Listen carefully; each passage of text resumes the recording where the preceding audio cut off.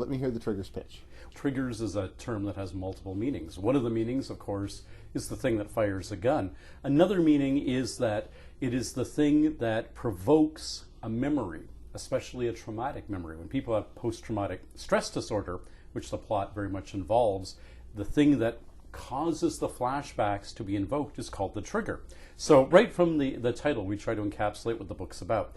It's about the nature of memory, and it's a thriller set against that backdrop. Now, that's a very high-level thing. What's it really about? In the opening scene, the President of the United States is shot, rushed to a hospital where a Canadian researcher is working on trying to erase post-traumatic stress memories from Gulf War and Iraq War vets.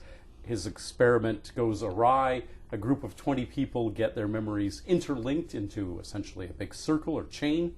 And one of the people who gets called into that is the President of the United States on the eve of a major American secret military incursion. Somebody knows what's about to go down. The whole thing is in jeopardy because of that. Triggers is the search to find the answer.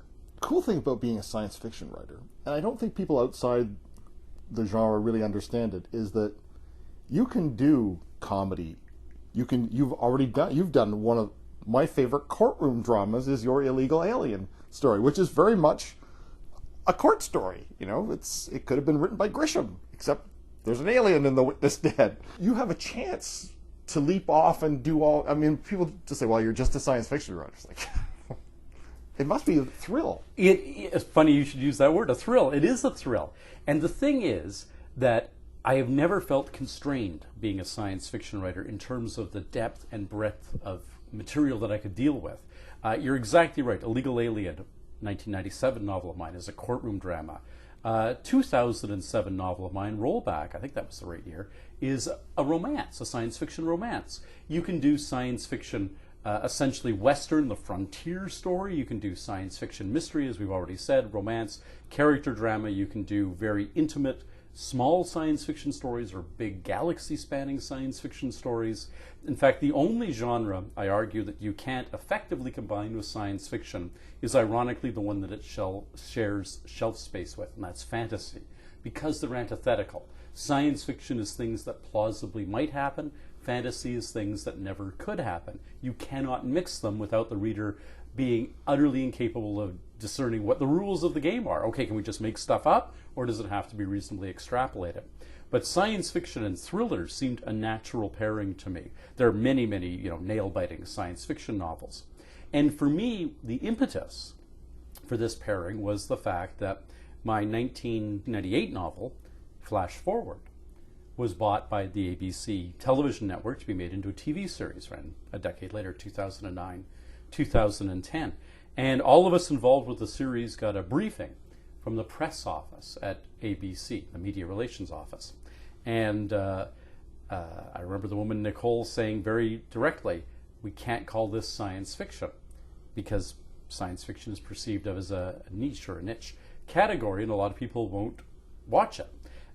It's okay to call it a thriller, but not science fiction. And as David Goyer and Brandon Braga, who did the pilot script No More Good Days for Flash Forward, adapted my novel, they very much brought to it a thriller sensibility. And that became a very interesting reality for me. Nothing in my entire career, and I'm now 21 years a novelist, had brought me more new readers than the Flash Forward TV series.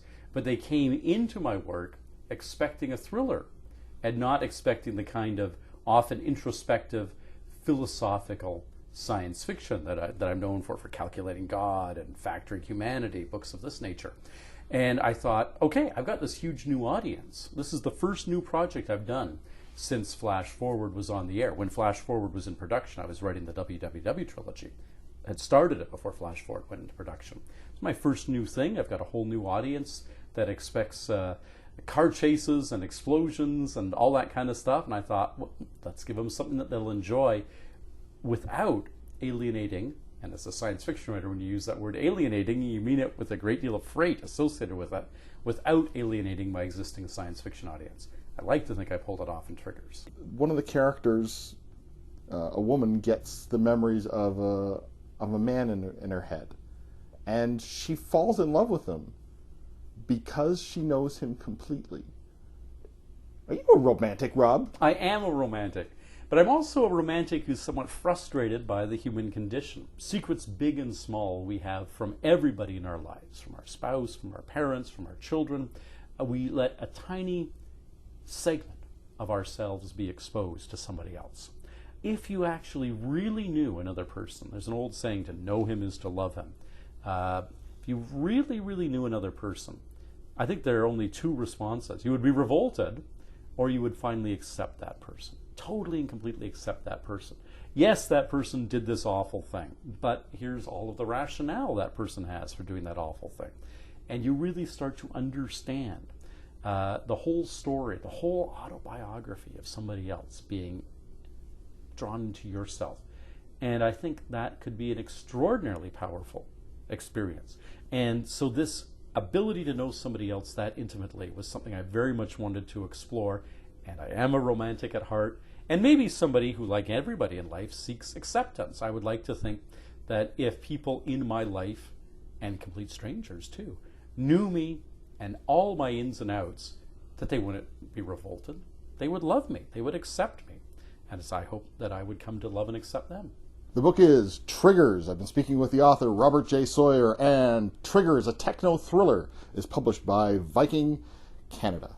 And Ace Science Fiction in the United States, and Golance, part of the Orion Publishing Group in the UK.